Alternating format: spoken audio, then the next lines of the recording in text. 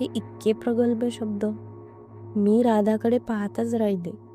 तिच्या डोळ्यात एक प्रकारचं निस्सीम सामर्थ्य होतं. जणू ती कितीतरी वादळं पार करून आली होती. मी हळूच विचारलं, तुला भीती वाटत नाही का ग? इतक्या लांब एकटीने ट्रेनमध्ये फिरताना. ती हसली, थोडं थकल्यासारखं पण तरीही गोड हसू. वाटायचं आधी, पण आता सवय झाली. आणि खरं सांगायचं का, जेव्हा भीती वाटते तेव्हा डोळे बंद करून बाबांची आठवण करते.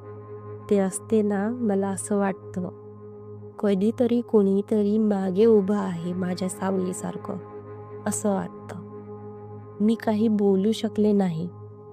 तिचा तो विश्वास, तिचं एकटेपणातही कोणीतरी सोबत असण्याचं भासणं, तो मला हळूहळू झपाटून टाकत होता. आईचं बरं नाहीये अजिबात, ती पुढे म्हणाली. TB झालाय, पण सरकारी दवाखान्यात फार काही होत नाही. औषधं घेतली नाही तर तब्येत अजून बिघडते. बऱ्याचदा जे पैसे कमवते ते तिच्या इंजेक्शनसाठी जातात. मग घरी आम्ही कधी पाणी आणि भाकरी तर कधी फक्त झोपच घेतो.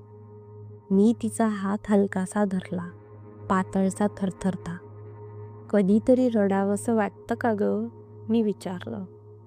हो, पण मी स्वतःला रडू देत नाही. कारण मला वाटतं की मी रडले तर आईचं काय होईल, भाऊंचं काय होईल, त्यांच्यासाठीच तर मी लढते ना. हे बोलताना ती डोळे मिटून थोडा वेळ गप्प बसली आणि नंतर तिच्या आवाजात एक नाजूक आशेचा सूर उमटला. पण मला एक स्वप्न आहे, खूप छोटंसं पण माझ्यासाठी खूप मोठं. मला एक छोटी दुकान थाटायची, आपल्या दागिन्यांची, कपड्यांची, आणि त्याच दुकानाच्या मागे एक छोटी खोली, जिथे आई आरामात झोपेल, भाऊ खेळतील आणि मी थोडी निवांत श्वास घेईल. मी ती गोष्ट ऐकत होते आणि माझ्या डोळ्यातून अश्रू ओघळत होते. या मुलीच्या शब्दांमध्ये जणू देवाची प्रार्थना होती, अशी प्रार्थना जिला उत्तर मिळालंच पाहिजे असं वाटत होतं. माझ्यासारख्या मुलींचं कुणी ऐकत नाही, ती म्हणाली. पण आज मी तुला सगळं सांगितलं कारण तू ऐकत होतीस. खूप दिवसांनी मन हलकं झालं ताई. मी तिला घट्ट मिठीत घेतलं.